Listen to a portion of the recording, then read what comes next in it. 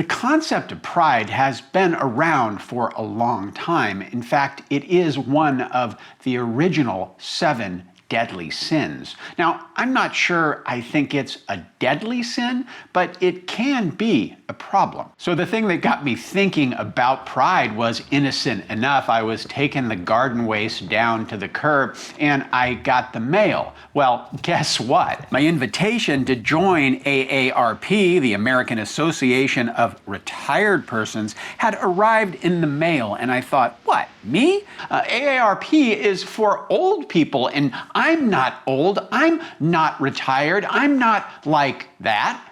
And when I check out the AARP website, I don't see myself. These are not my people. This is not my content. I am not that old. But what does that even mean, old? I mean, I'm 58 years old, and I am pretty much retired from the 9-to-5 grind. Why is it that I'm looking for the differences rather than the similarities that I have with these people who are AARP members? Is my pride so strong that I can't even take advantage of things that might be really good for me? So I dug in a bit and did some research, as I will do from time to time.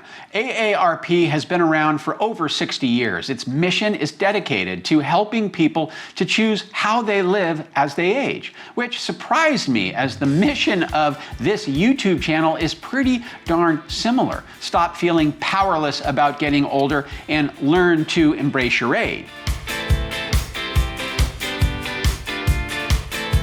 And to be a member of A.A.R.P, you only have to be 50, only 50, and you don't have to be retired. So I can totally be a member of AARP, and maybe you can too. First and foremost, what AARP is an advocacy group, okay? It fights for the rights of people who are 50 and older at the local, state, and national level, and it's nonpartisan. It isn't red or blue. It's just about helping people like you and I. So if I became a member, my fees would go to this advocacy and would go to things like fighting age discrimination in the workforce and helping its members find work in today's economy. AARP also works hard to support caregivers and to help people who maybe have lost a little bit of their independence to be able to stay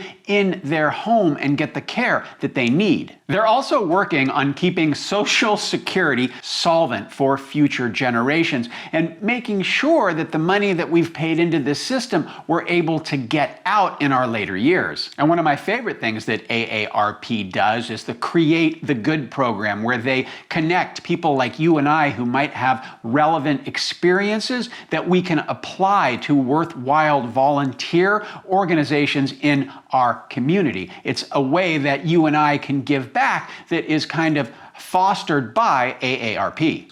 Then there are kind of direct benefits, things that you and I get if we join AARP. So a few of the things that you get: how about some travel-related discounts on air, car rentals, and hotel?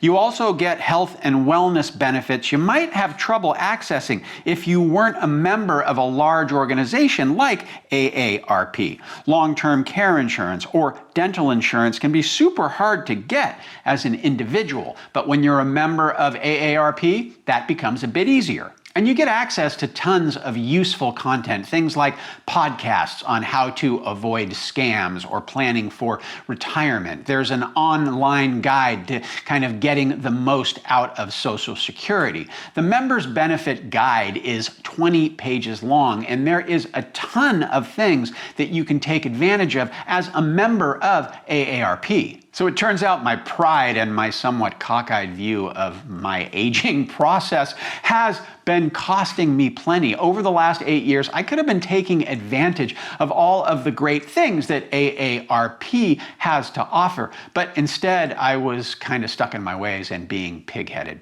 Am I a member now? Well, of course I am. Better late than never.